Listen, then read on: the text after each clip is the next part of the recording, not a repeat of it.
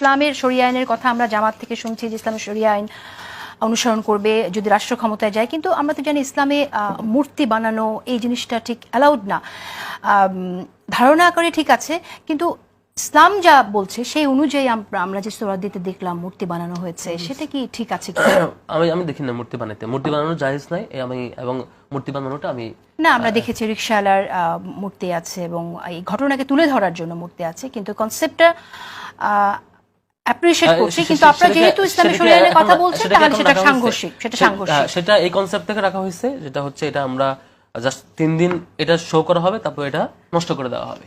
এবং 3 দিনের শো করা হয়েছে, এটা চিত্র হিসেবে দেখানো হয়েছে, চিত্রপট হিসেবে, এবং পরবর্তীতে এটা ধ্বংস করে দেওয়া হয়েছে। আমরা মূর্তি শরিয়া আইনের সাথে না গেলেও সেটা লঙ্ঘন করা 3 দিনের জন্য ঠিক আছে না, বা শরিয়া আইন। Wake up to reality. জাতি মূর্তি ভেঙে দেওয়ার জন্য এসেছে। মুসলমান কোনদের মূর্তিকে সম্মান করতে পারে না, অসম্ভব হতে পারে না।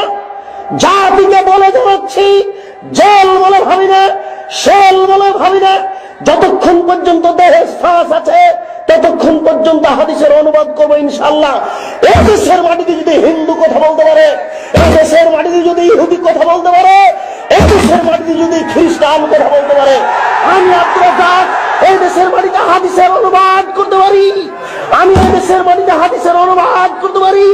দেশবাসী জেনে রাখো, দেশ শ্বাস থাকাকালীন অনুবাদ করবই করব। দেহে শ্বাস থাকাকালীন অনুবাদ করবই করব।